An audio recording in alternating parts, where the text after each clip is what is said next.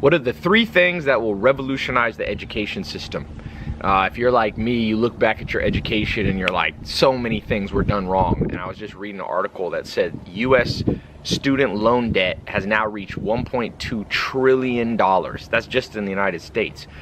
And people always talking about the global trade deficit and all that. That's at like 800 million US. This is $1.2 trillion that people owe for all these loans. Some to private loans, some to government loans. By the way, I'm here in San Diego enjoying, you can see the ocean out there a little bit.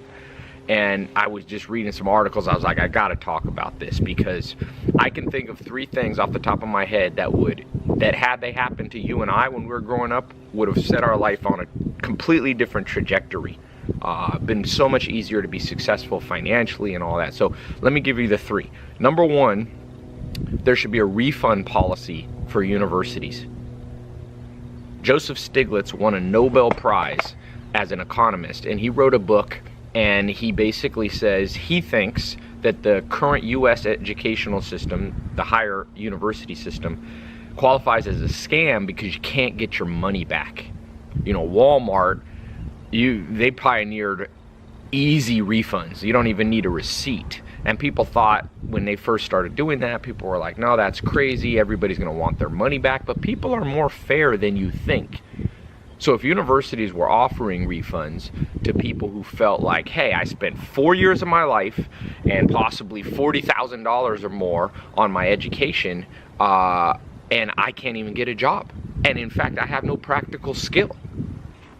Now, some people would say, what about liberal arts education and so on? Look, that's great to get a liberal arts education, but you know a better way to get a liberal arts education? Know how to create an income for yourself and then travel the world. I mean, this is not the 1700s. So much of our education system is still tied to literally centuries-old methodologies. Now you want to learn about ancient Egyptian history? Go to Egypt. Now, in order for that to be practical for millions of people, people have to have jobs, because you can't travel if you don't have any money. So this refund policy would force universities to focus down on, at the end of 4 years and 40 grand spent, people feel like, yes, I'm now going to get a return on my money. And they could have a refund policy with some fine print that says, you know, if you're able to get a job in the field that you majored in, then you can't qualify for the refund. That would eliminate people who try to cheat the system. But for people who go and they go to school and then they come out and they can't get a job and they're part of $1.2 trillion, that's $1,200 billion in debt. This is a major problem. Heads roll over $100 billion. We're talking now 10 times that, 12 times that. Number 2 thing that the education system, that would revolutionize the education system, would be if you would teach social and emotional IQ type lessons in elementary, junior, high school. Public speaking, sales, conflict, how to deal with those things. How to read people so that you could find business partners, who to marry, who to date. There's so much progress has been done in psychological profiling that could be taught.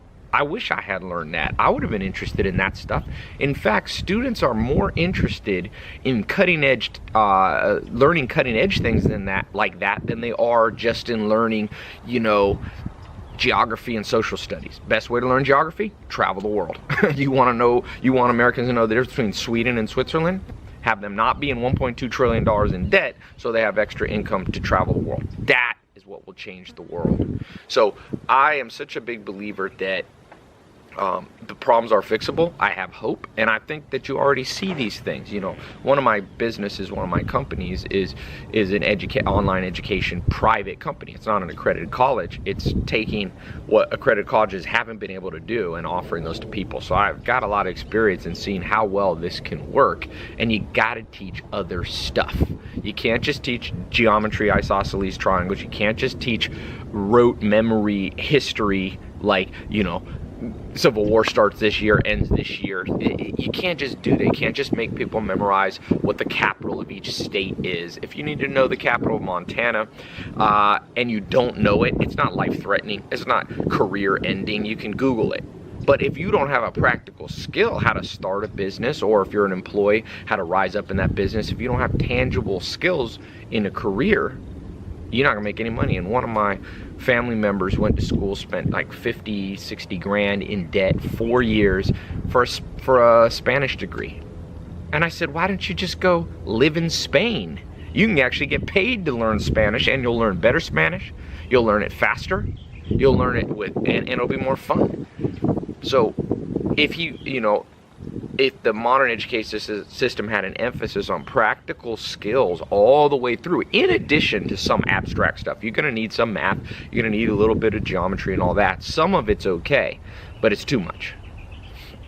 So whenever I talk to this about people, everybody, 100% of adults go, man, I wish I came out of school with great social skills, public speaking skills, persuasion skills, sales skills, reading people skills. Which brings me to my third point. The third thing that would revolutionize the education system is if there was personalities, a series of personality tests, because different tests aren't 100% accurate and they test for different things.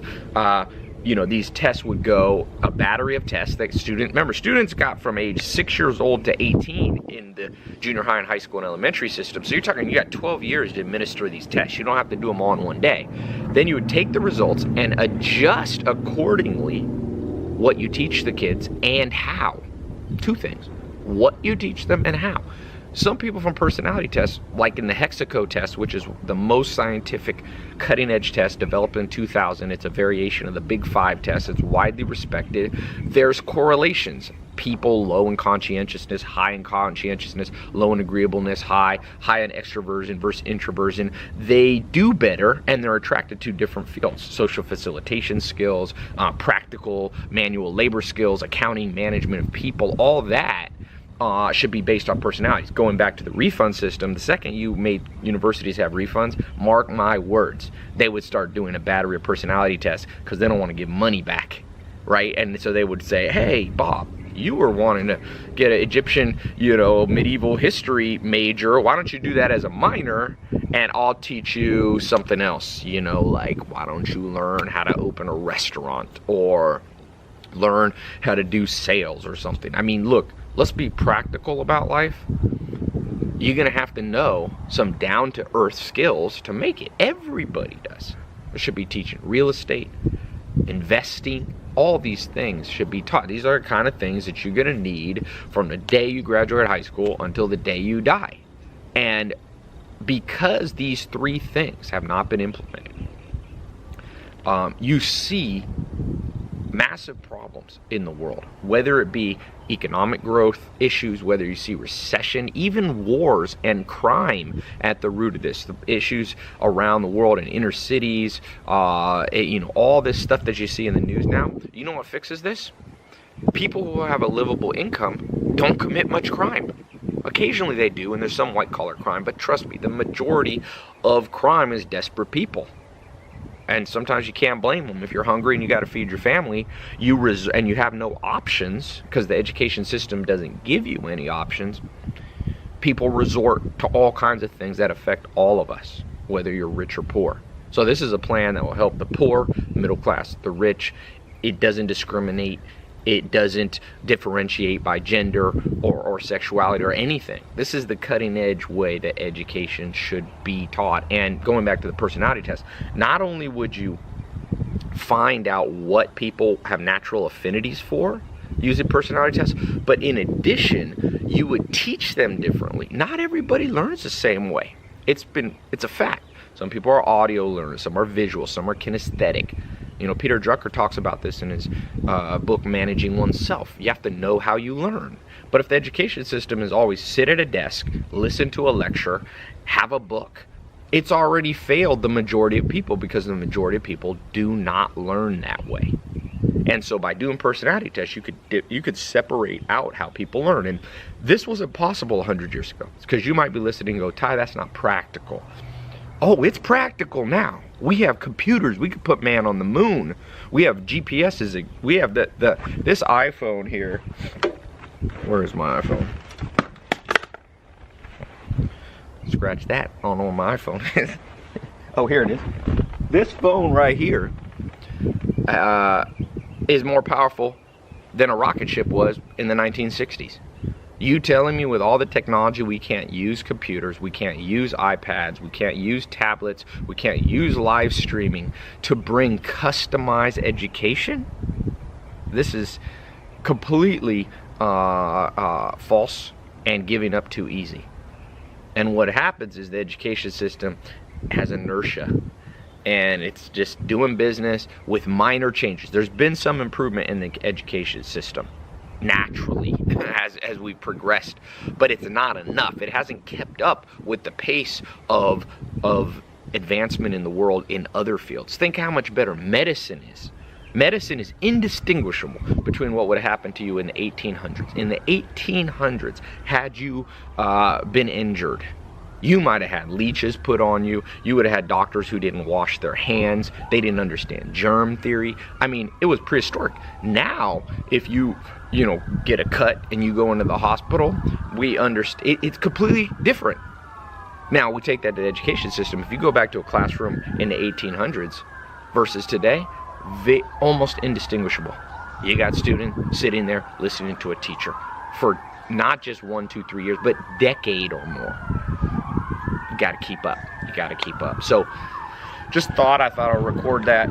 Sounds like there's a crazy fire going on back here. If you go to tailopez.com, I've got some of the practical courses that I teach on starting businesses and all that stuff. And like I said, I practice what I preach. They involve personality tests, they involve practical skills, and they involve full refunds. And so, I don't want to be a hypocrite.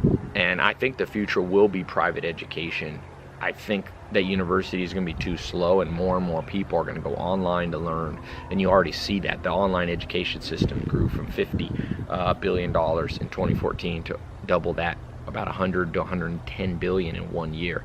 So good news, people catching the trend. So check out tailopez.com, look at some of the courses I have, or look at there's other providers of online education.